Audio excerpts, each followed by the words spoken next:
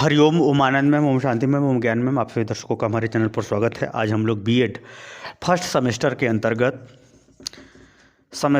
के अंतर्गत language development pyramid यानी भाषा विकास का पिरामिड के रूप में हम लोग अध्ययन करेंगे कि भाषा किस प्रकार से एक पिरामिड की नुमा या एक प्रकार से प्रारंभ होकर के उसके सूक्ष्मता की ओर कैसे बढ़ती चली जाती है। इसी बात को ध्यान में रखते हुए हम लोग भाषा के विकास का अध्ययन करेंगे।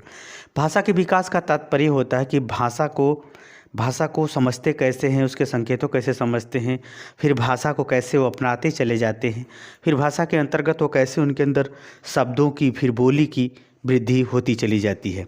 अगर हम बात करें सामान्य रूप से तो भाषा विकास का तात्पर्य होता है कि संवेदनाओं, भावनाओं, क्रियाओं इत्यादि के माध्यम से जब वह खुल करके बोलना शुरू करता है तो उसे हम भाषा का विकास कहते हैं। यानी जिसके पास जितने ही बोलने की क्षमता है, सार्थक क्षमता, वह एक प्रकार से भाषा विकास का ही संकेत करती है।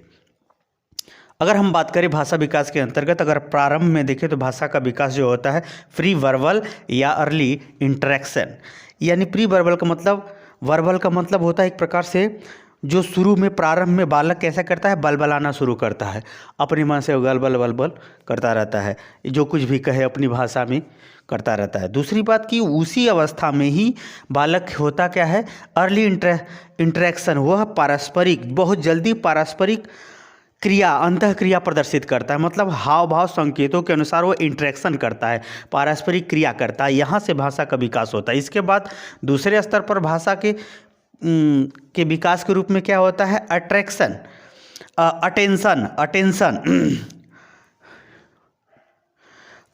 होता है। अटेंशन वो तो होता क्या है कि वह किसी चीज़ को ध्यान देता है कि कहाँ क्या हो रहा है, कौन सा क्या कर रहा है, क्या संकेत कर रहा है, उस पर ध्यान देता है और उस पर वो सुनता है।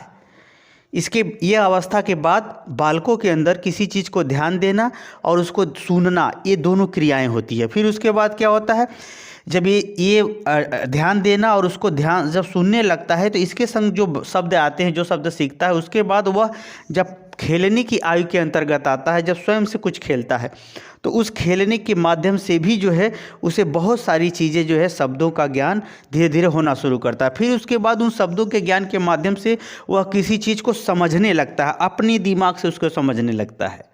फिर उसके बाद क्या होता है, टॉकिंग, वह फिर बोलना शुरू करता है।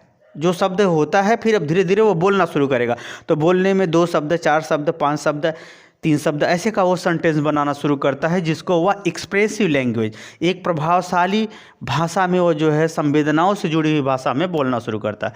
फिर उसके बाद स्पीच साउंड्स, फिर उसके बाद वह ज़ोर से चिल्लाना, बोलना शुरू कर देता है।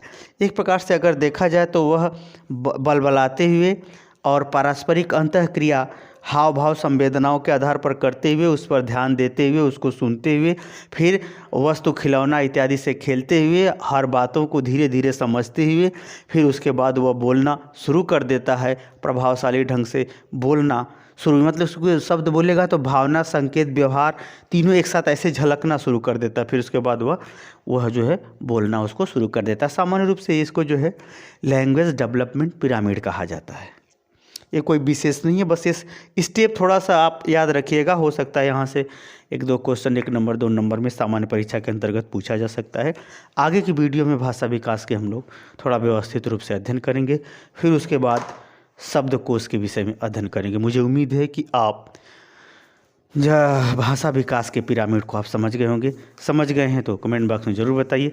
साथ ही मेरे चैनल को लाइक शेयर सब्सक्राइब कीजिए। हरिओम।